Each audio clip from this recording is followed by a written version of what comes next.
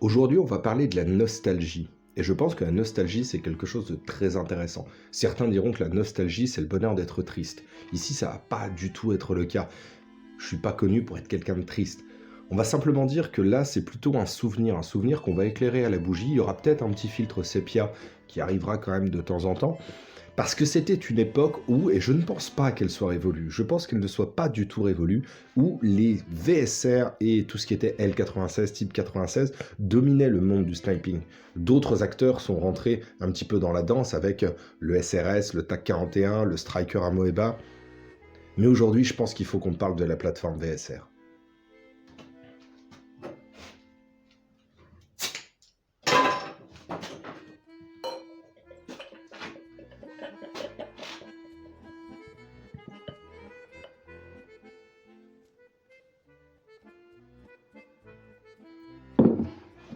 La Duvel. Mon premier contact avec la Duvel, c'était dans une grande surface. C'était généralement les bouteilles qui étaient très très haut, à côté de la Chimay, de la Rochefort-10 et ainsi de suite. Et j'étais persuadé, et ce, pendant de nombreuses années, qu'avec un design pareil, c'était pas forcément une bonne bière. Ce qui veut dire que je me suis séparé de son contact pendant très longtemps. Et aujourd'hui, c'est avec un petit peu de nostalgie, et je me remémore un petit peu le temps que j'ai perdu sans avoir goûté cette Duvel. Au niveau de la robe, on est sur quelque chose d'extrêmement clair pour quelque chose qui fait 8,5 degrés. Rien que ça, c'est une prouesse technique. Si je devais faire une bière à 8,5 degrés et avoir ce petit blond très pâle, je serais parfaitement incapable de le réaliser parce que j'ai énormément de réactions de Maillard qui vont donner un brunissement non enzymatique.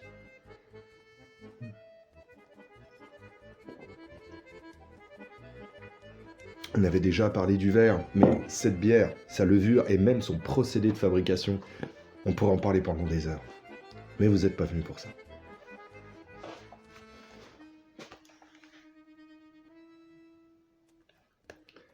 Le VSR10, alors moi c'est un Bardis Jingong. J'ai ressorti la KZS, j'ai ressorti ce que j'ai longtemps appelé mon VSR, un petit peu pour me la péter avec les potes, parce qu'un Bardis, voilà, j'ai pris un Bardis parce que je savais que j'allais tout changer à l'intérieur, et je me suis dit, bon, ne prends pas un VSR J-Spect beaucoup plus cher pour modifier la totalité de ce qu'il y a à l'intérieur. Ici, c'est ma Madeleine de Proust. C'est vraiment quelque chose avec lequel j'ai joué pendant de nombreuses années, quasiment 3 ans non-stop. Chaque partie que je faisais, j'utilisais le sniper, et aujourd'hui, je pense qu'il est intéressant de voir un petit peu ce que ça donne sur une réplique qu'on peut acheter directement et directement modifier. Ce shop, il s'appelle Ready to Play Airsoft, RTP Airsoft, et c'est le sujet de la vidéo. Alors déjà, je les remercie de m'avoir contacté, de m'avoir envoyé ce VSR qui a été largement modifié. On dit que c'est un VSR d'origine, simplement c'est d'origine parce que vous l'achetez déjà modifié.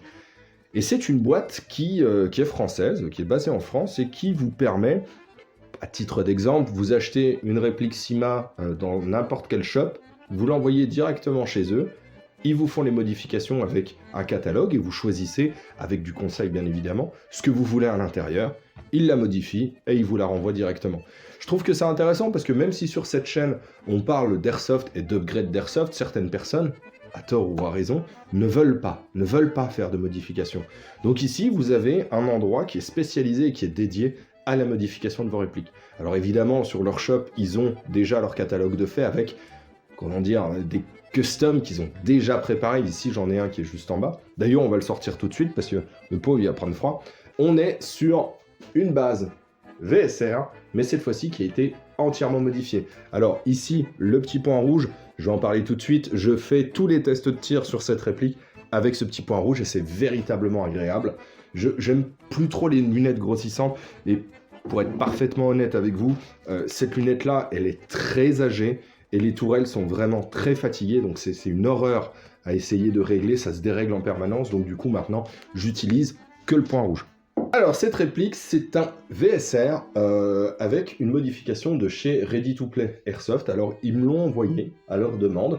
Moi je vais leur renvoyer bientôt, juste après cette vidéo. Et bon, ce sera peut-être prochainement un autre partenariat. J'ai beaucoup aimé.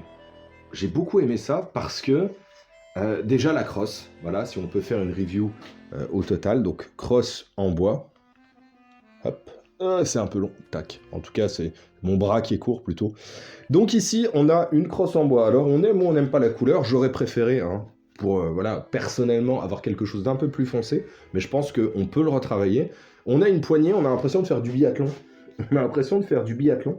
C'est plutôt confortable, c'est extrêmement léger. C'est extrêmement léger. Là, je me suis retrouvé. Il est plus léger que mon autre snipe. Donc, c'est vraiment extrêmement léger. Ici, on a un mag. Alors que j'aime beaucoup parce qu'il est transparent, et on le verra tout à l'heure, il fait une 50aine de coups. 50 coups, ça c'est top. Pour le sniper qui lui ne veut pas s'embêter à avoir énormément de chargeurs, voilà, vous avez déjà 50 coups là-dedans, et au vu de la précision de ce type de réplique, je pense que 50 coups c'est largement suffisant. Il en faudrait juste un petit deuxième pour pouvoir recharger tranquillement, mais vous avez une autonomie qui est vraiment géniale, avec le petit bouton qui est là, qui sort vraiment beaucoup, et qui permet, voilà, un accès très rapide pour pouvoir ressortir le mag. Donc ça, j'aime bien. On a sur les côtés, ici, Picatinny. De l'autre côté, pareil. Alors là, vous allez pouvoir accrocher, parce que ce qui est assez marrant, en fait, avec les rails Picatinny, c'est que ça permet, un petit effet aimanté, d'aspirer tous les accessoires. Donc là, on va pouvoir mettre un boîtier PEC. Je pense que quelqu'un ici pourra mettre un red dot pour voilà, tir à courte distance, se mettre comme ça, et puis essayer de se la faire un petit peu comme dans tous les jeux vidéo. Mais je trouve que c'est plutôt pas mal. Ici, on a quand même du M-Lock sur les côtés. En dessous, là, bon, là où mon bipied est accroché, on a aussi un rail Picatinny. Donc là, c'est le bipied de chez One Tigris, hein. Donc on en parlera de celui-là aussi sur le side spin, justement. Le rail, un rail ici qui est très long, avec pareil sur les côtés ici et là de quoi mettre du Picatinny. Et surtout, ce qui m'a vraiment impressionné, là on est sur une réplique qui sort à 2 joules. On sort à 2 joules, hop-up réglé, grammage de jeu, je joue en 0,43 et les tests de tir se feront en 0,43.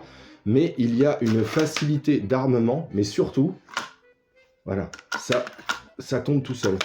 C'est extrêmement fluide, bien plus fluide que ce qu'a pu être mon VSR, même au meilleur de sa forme. Là, il est un petit peu fatigué, mais même au meilleur de sa forme, on n'avait pas quelque chose qui glissait aussi simplement.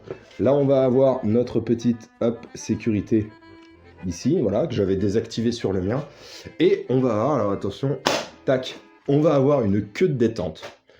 On a une queue de détente et un bloc qui est déjà upgrade, hein, qui est un bloc à 45 degrés. Alors, fut un temps, quand je me trimballais sur les forums, parce que je parle beaucoup, mais attendez. Quand je me trimballais sur les forums, on conseillait, au-delà d'une certaine puissance, quasiment au-delà d'un joule 5, de prendre des blocs détente avec un piston, justement, qui doit être associé 90 degrés.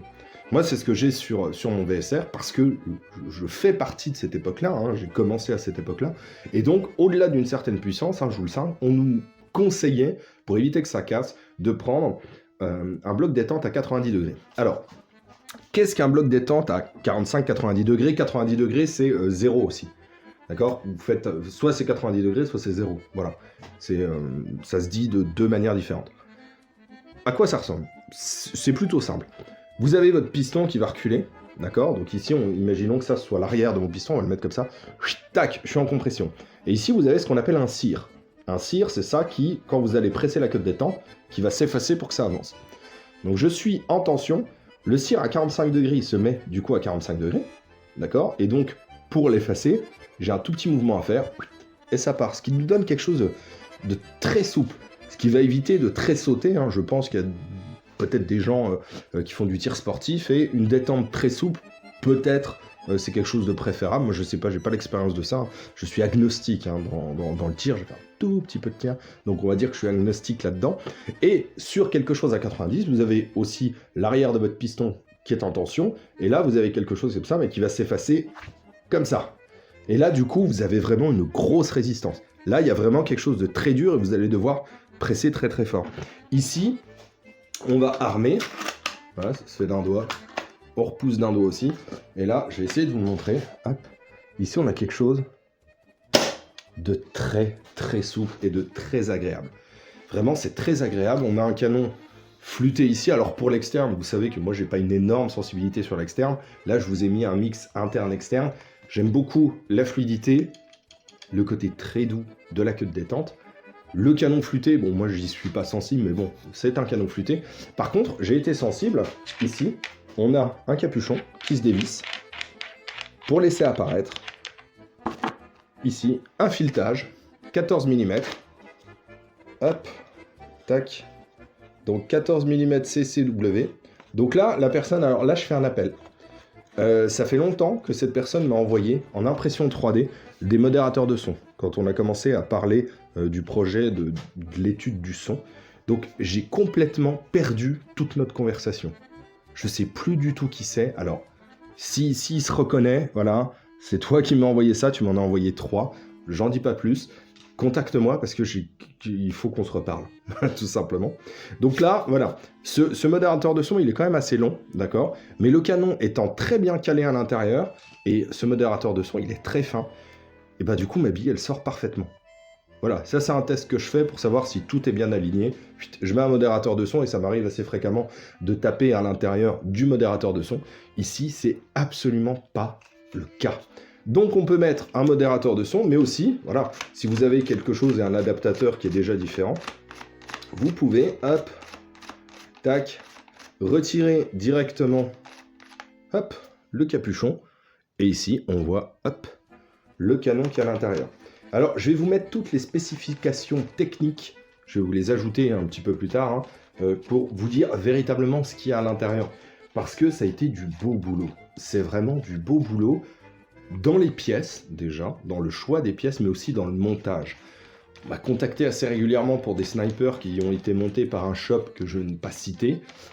Très honnêtement, pour les avoir eus entre les mains. Alors oui, c'est full PDI tout du long, mais full PDI quand c'est monté à l'envers, alors parce qu'on n'est pas loin, c'est pas véritablement à l'envers, mais quand c'est mal monté, voilà, au-delà du prix de la pièce, c'est le montage qui peut faire la différence. Et ici, on est vraiment sur quelque chose qui a été monté avec le souci du joueur, en fait. Voilà, c'est surtout ça. On s'est préoccupé du joueur et de la personne qui allait l'acheter. Alors, on va sortir, on va faire 2-3 petits tirs sur plusieurs petites cibles. Notre terrain a beaucoup évolué, c'est bientôt la reprise de la saison, donc les membres de notre association ont fait beaucoup de travail. Là, les cibles que je vais tirer sont à 45 mètres, voilà, c'est vraiment le début, hein. On va faire plusieurs tests de tir, vous inquiétez pas. C'est vraiment le début pour vous montrer un petit peu à quoi ça ressemble. Je sors dehors et on se retrouve tout de suite. 2 joules 0,43.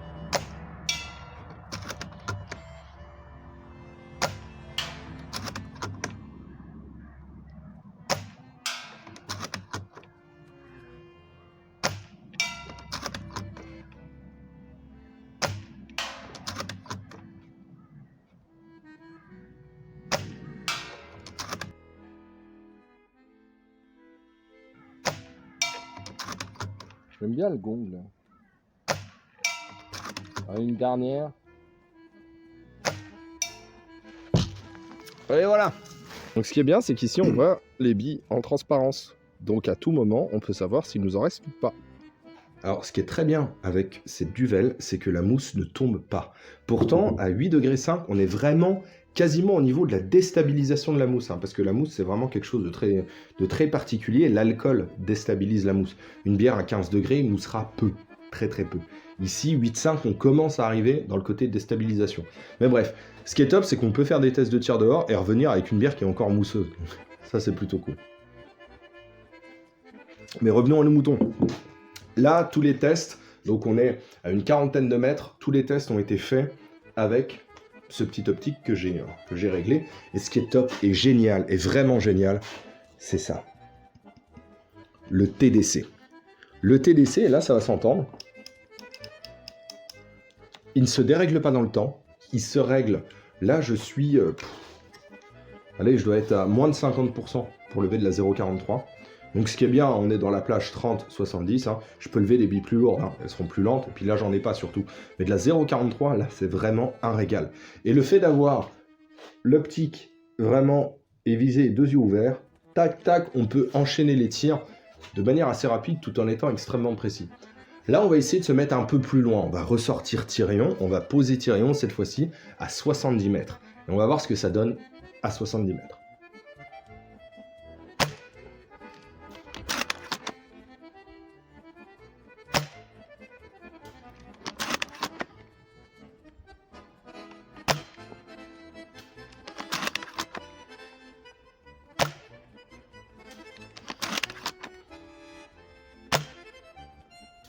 Bon, je vais essayer l'espèce de petite casserole là que vous voyez normalement. On va voir si ça touche. C'est beaucoup plus petit, c'est un peu plus près, ça doit être à 50.